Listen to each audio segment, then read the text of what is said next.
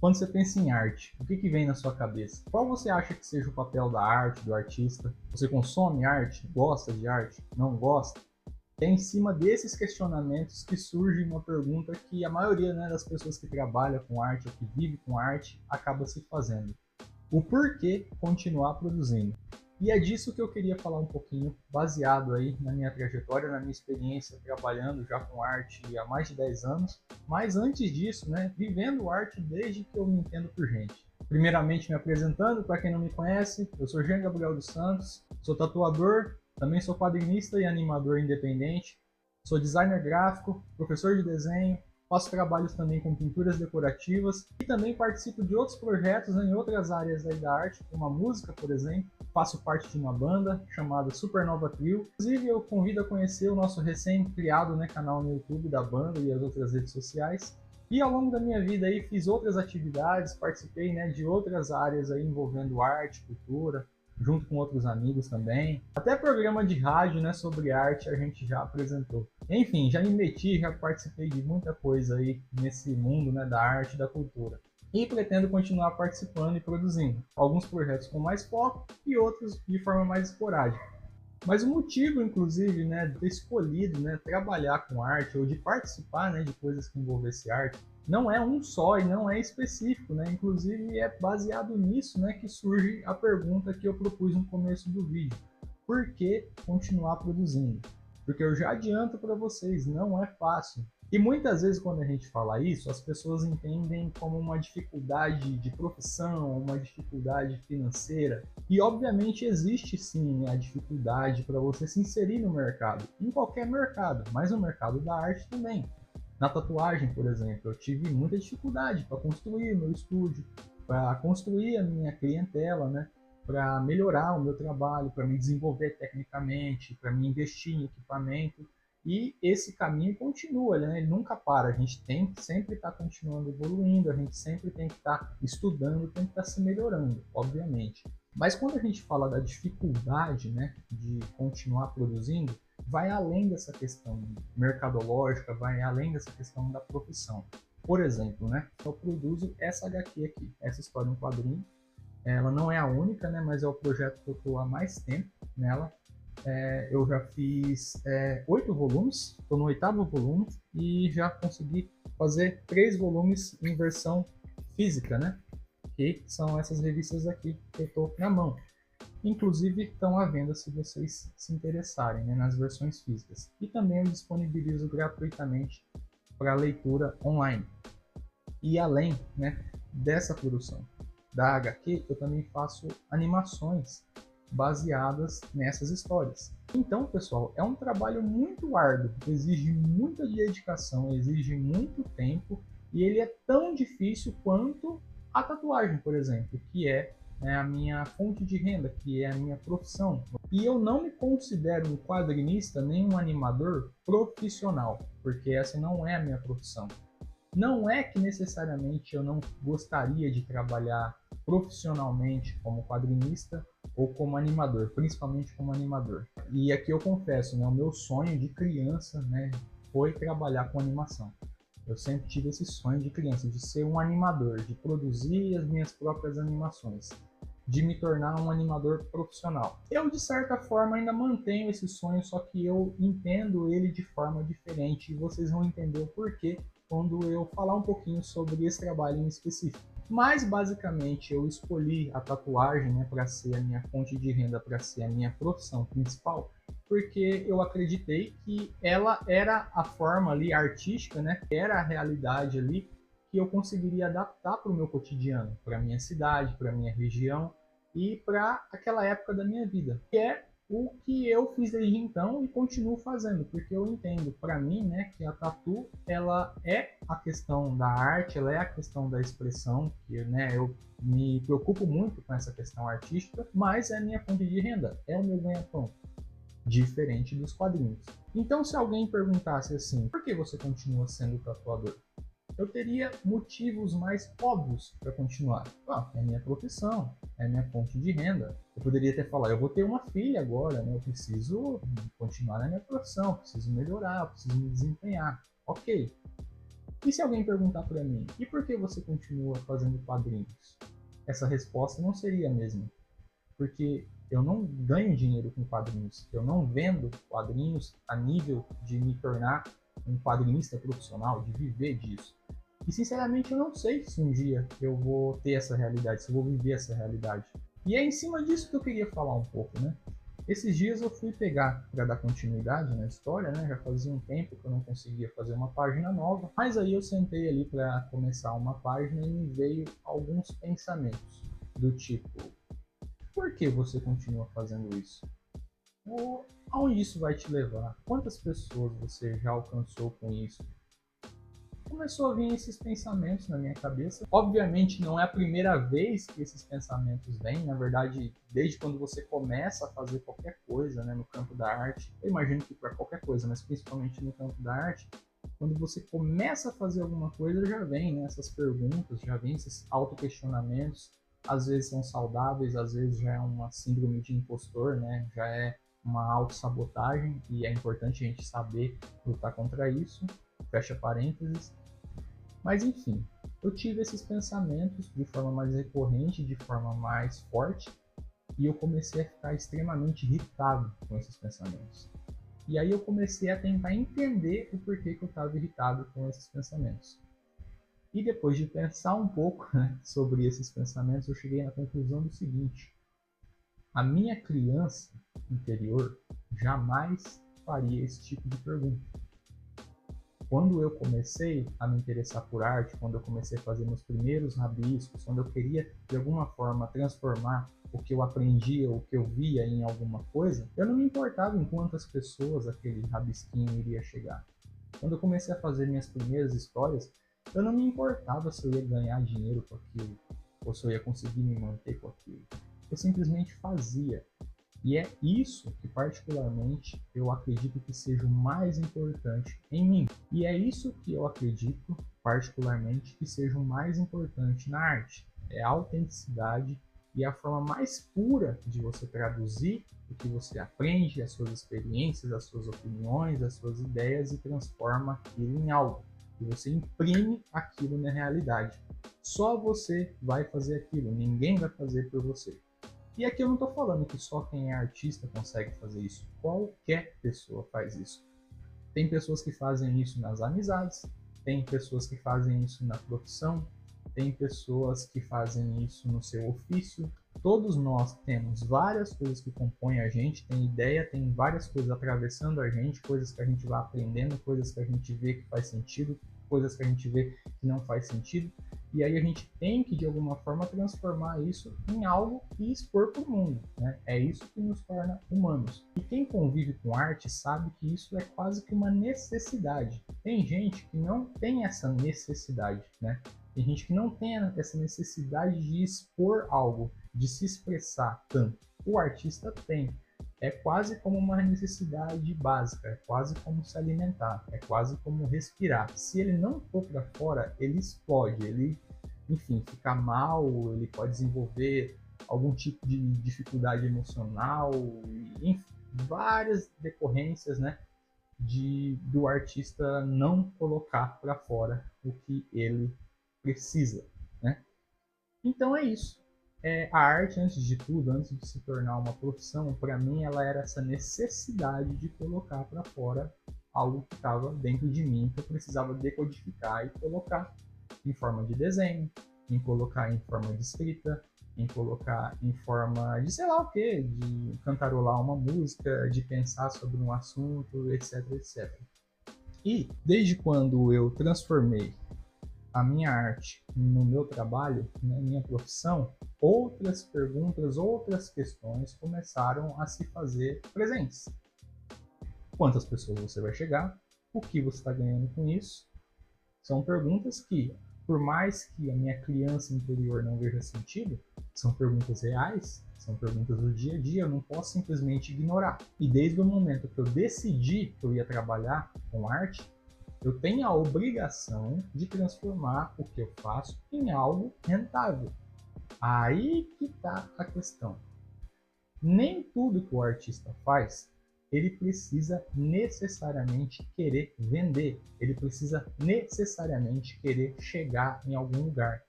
Na maioria das vezes, as melhores obras de arte dos artistas são feitas quando eles não pensam nisso, quando eles não têm essa pressão, quando eles têm a liberdade de fazer algo tão genuíno, tão pessoal, que se torna diferente. E quando eu falo diferente, não é que nunca foi feito porque é algo totalmente inédito. Às vezes sim, mas às vezes o artista está fazendo algo que já foi feito. Só que ele está fazendo da forma dele, ele está fazendo com a linguagem dele, ele está fazendo com a sua expressão. É igual pessoas são parecidas. Às vezes você tem um amigo que é muito parecido com você em várias coisas, mas em algum ponto ele vai ser diferente. Você pode ter um irmão gêmeo, e vocês podem compartilhar de várias coisas, parecer fisicamente, se vestir igual, alguma coisa vai diferenciar vocês. E é aí que isso está o X da questão: identidade. Quando a gente começa a produzir arte pensando só em vender, ou nos dias de hoje pensando em seguidores, pensando em leads, pensando em muita coisa, marketing, estratégias e tal, a gente perde a individualidade, a gente começa a reproduzir o que dá certo. Então, por exemplo, se eu fosse fazer um quadrinho pensando em vender, pensando em chegar em gente, eu ia pensar qual o tema que está em alta, o que as pessoas querem saber, qual tipo de narrativa está vendendo, qual o trabalho que vingou, quais são as maiores referências de venda. Pô, não é isso que eu vejo as minhas maiores referências fazendo. Só que isso, hoje em dia, essa originalidade, essa pessoalidade, ela não é vista com bons olhos, necessariamente. A gente percebe esse movimento nas redes sociais, que as pessoas se preocupam muito mais em parecer algo do que ser. Então a gente tem expert em tudo, a gente tem pessoas que sabem de tudo, a gente tem pessoas exemplo de tudo, como alcançar, como vender, como aumentar, tudo isso. E que eu volto a dizer, guardadas as devidas proporções, todos esses pensamentos, todas as necessidades são genuínas e precisam sim ser pensadas. O problema é quando a gente começa a viver em prol disso. O problema é quando a gente começa a achar que a nossa produção, que o nosso valor depende disso, né? E aí, quando eu fui fazer a página da HQ e eu me irritei tanto com esses pensamentos, é porque quando eu comecei a fazer esse trabalho, e a grande maioria da minha produção, eu não me pauto sobre quantas pessoas vão ler, quantas pessoas vão ver, quem vai gostar, quem não vai. É óbvio que eu quero que o meu trabalho chegue nas pessoas. É óbvio que eu quero que de repente eu tenha assim algum retorno ali financeiro, até para me manter capaz de produzir, porque se eu não tiver com o que me manter, se eu não tiver uma qualidade de vida razoavelmente legal, eu não vou conseguir nem ter tempo, nem disposição, nem motivação para sentar e pegar a caneta e começar a produzir, ou para, enfim, pensar em alguma coisa legal, ou até para gravar um vídeo como esse. Então, obviamente, eu preciso, como artista e como empresário ou autônomo, pensar na parte concreta, material e específica. Porém, eu acredito, pelo menos para mim, faz muito mais sentido que eu mantenha viva, né, a minha produção real, a minha produção mais crua, a minha produção mais íntima e a minha produção mais pessoal. Porque eu acredito que é aí que a gente se constrói como ser humano, né? Então, antes de estar fazendo um trabalho para você, eu também estou fazendo esse trabalho para mim, né? Então, quando eu quero que meu trabalho chegue a você, eu não necessariamente estou querendo que você me dê algo em troca, que você me dê algum tipo de visibilidade, ou que você traga mais pessoas. Eu quero que o que eu gerei, eu quero que o que eu criei, de alguma forma, tenha impacto em você. Porque da mesma maneira você, seja pela arte, ou seja pela uma conversa, seja por qualquer outra forma, vai ter um impacto em mim. Nós somos impactados uns pelos outros. Então eu penso o seguinte, poxa vida, eu já impacto de forma ruim, às vezes sem querer, em várias pessoas, às vezes eu impacto de maneira errada na minha família, com meus amigos, né, sem perceber. Por que não reunir o que eu acredito que eu tenho de melhor, né, que é no caso da minha arte, e entregar. Quem sabe isso não tem um impacto positivo em quem esteja conferindo. E pode ser que não, pode ser que a pessoa leia um quadrinho meu, assista uma animação minha e não veja nada demais, não goste, pode ser, e ok. O problema, pessoal, é que eu acredito que a gente está cada vez mais indisposto para tentar. A gente está indisposto para ouvir e a gente está indisposto para conhecer coisas novas, principalmente de pessoas próximas. Trazendo para o campo da arte, né? Às vezes tem um artista que vem fazer um evento e aí você às vezes nem leu muito, né? Nem acompanha muito o trabalho daquele artista, mas você vai lá no Instagram dele e vê, porra, velho, 500 mil seguidores, pô, esse cara aqui deve ser bom. Então deixa eu ir lá conferir o que esse cara tem a dizer. Às vezes você confere o trabalho, acha ok, às vezes nem gosta, mas fala, não, todo mundo gosta, então o negócio é bom. Esse é o pensamento médio da maioria das pessoas. Claro que nem todas as pessoas pensam assim, graças a Deus, né? Mas acontece. E às vezes você tem alguém do teu lado que está fazendo uma porrada de coisa legal, não só no campo da arte. Às vezes é um grande professor, às vezes abrir um comércio muito legal, às vezes tá com uma ideia muito bacana, um projeto e tal. E aí você, deixa pra lá, né? Não deve ser bom. O cara mora aqui na mesma rua que eu, o cara mora na mesma cidade que eu, cidade pequenininha, né? Eu que sempre morei em cidade pequena, entendo muito bem como isso funciona. Ah, se fosse bom, é de fora. Pô, mora aí do lado ali, conheça a mãe do cara, o pai do cara, viu o cara crescer, foi meu colega de sala. Esse cara aí não sabe fazer nada, não. Tá querendo pagar de alguma coisa. Acontece, entendeu? Acontece. Não acontece só comigo, acontece com todo mundo que se propõe a fazer alguma coisa de verdadeiro. Isso é bom e ruim, porque isso ensina a gente a ter resiliência. Por exemplo, se alguém pega a história e fala, Jean, eu li e não gostei, achei, sei lá, sem sal, não me agradou, o ritmo é lento, ou não gosto de ação, não gosto, sei lá, qualquer coisa. Mas eu peguei e conferi e não gostei. Legal. Inclusive, isso ajuda a gente a melhorar, né? Ajuda a gente a entender como o outro pensa. É diferente de ir lá e fazer o que o outro está querendo, mas é uma forma de você se melhorar. Agora a gente percebe que muitas vezes não existe isso. E quem é artista sabe do que eu estou falando. E quem tenta fazer alguma coisa de diferente ou de genuíno, sabe também que é assim que acontece. Mas é assim. Isso não é anormal. E não é porque as pessoas são ruins. É porque é assim que é, né?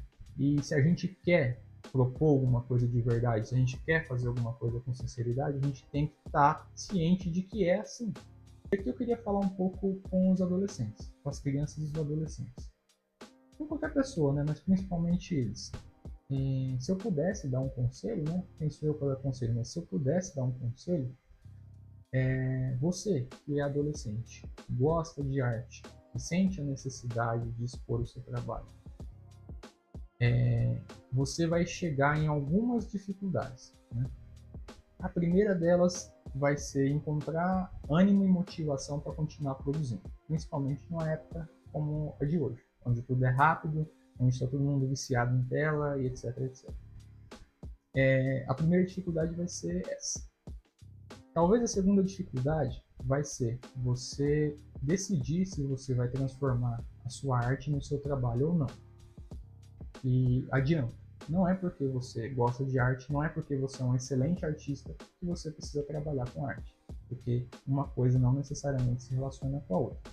Você pode trabalhar com outra coisa e tratar a arte como um hobby, tratar a arte como uma diversão, mas não somente uma diversão, tratar como uma necessidade, uma coisa meio que terapêutica.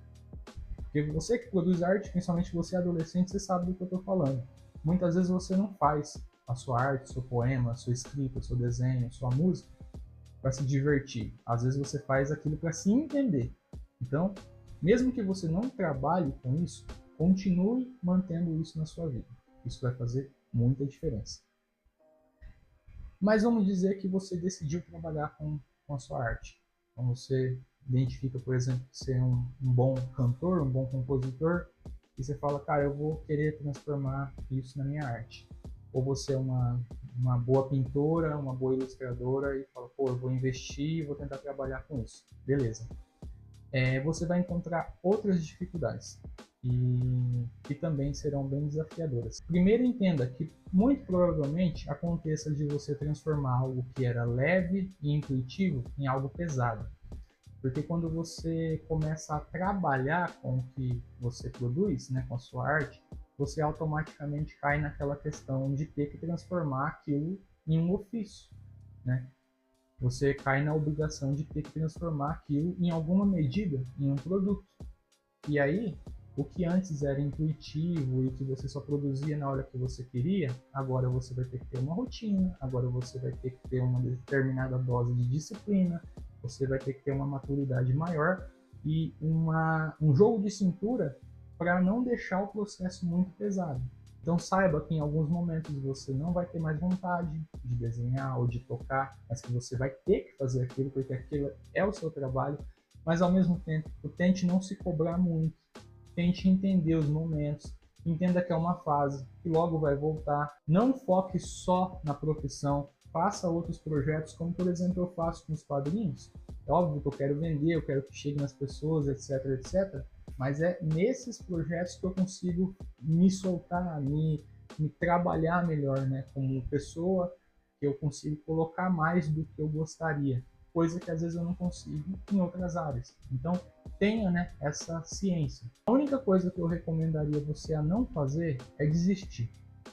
Às vezes parece ser o caminho mais fácil, principalmente hoje em dia, que o mercado está saturado, muitas vezes falta apoio, é muito competitivo, independente do mercado de arte que você vai entrar, ele é competitivo. A maioria das pessoas entende que arte é ser famoso, a maioria das pessoas entende que arte é qualquer coisa que esteja em alta, então talvez você sofra um pouco, porque você vai se ver, né, nessa sinuca de bico. Caramba, eu vou ter que parar de fazer o que eu gosto, eu vou ter que transformar o que eu faço em algo para as pessoas consumirem, para as pessoas gostarem. Se eu fazer isso, eu estou deixando, né, a mim mesmo de lado. Mas se eu focar também em querer fazer só o que eu quero, eu não vou chegar nas pessoas e etc. E tal. Então vai ter uma série de questionamentos que você vai ter que fazer, só que todos eles você vai saber lidar se você tiver um pouco de compreensão, desde que você não tenha um excesso de autocrítica, desde que você não tenha narcisismo, desde que você não ache também que você é o suprassumo, que você é especial, que você tem um dom que, nossa, faz você uma espécie de iluminado na Terra. Não é nada disso, né? Não é nada disso. Você é especial, mas todo mundo é especial. Então, você não é diferente dos outros no sentido de ser melhor do que os outros. Você tem uma sensibilidade que é única e que é sua e que o mundo seria melhor se você usasse isso, né, da maneira correta, da maneira mais sincera. E quando eu digo mundo, não é o globo, o planeta Terra. Às vezes o mundo é a sua família, às vezes o mundo é teu círculo de amizade, às vezes o mundo é teu bairro. E você não sabe o que tipo de mudança você está gerando, até em grande escala, muitas vezes sem você nem saber. Então, continue na sua arte, continue se expressando, continue consumindo, acreditando no seu processo e agradecendo pelas pessoas que te apoiam, por mais que elas sejam poucas, e entenda que a arte não é só view, a arte não é só dinheiro na conta, a arte não é só estética, não é só o que acham bonito e não é só o que estão gostando. A arte é um caminho de autoconhecimento e, particularmente, eu acredito que é um caminho que Deus entregou, né? Dentre outros, dentre a natureza e dentre várias coisas, um caminho, um canal direto para a nossa real individualidade, né?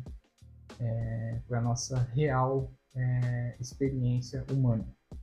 É um dos caminhos, né? E então merece ser tratado com reverência. E é isso, pessoal. Espero que vocês tenham gostado do assunto. Se vocês gostaram, deixe a opinião de vocês. O vídeo acabou ficando um pouco mais longo do que eu previsto. Talvez eu divida em duas partes, ou talvez não. De toda forma, agradeço, né, por ter acompanhado. Se você está vendo pelo YouTube, se inscreve aí no canal. Acompanhe as minhas redes sociais para acompanhar os meus trabalhos. E logo menos, ou logo mais, pretendo estar fazendo mais um vídeo desse aqui, falando sobre arte, falando sobre as questões que envolvem, né, a vida, o cotidiano e etc. Muito obrigado mais uma vez, fiquem com Deus e até mais. Valeu!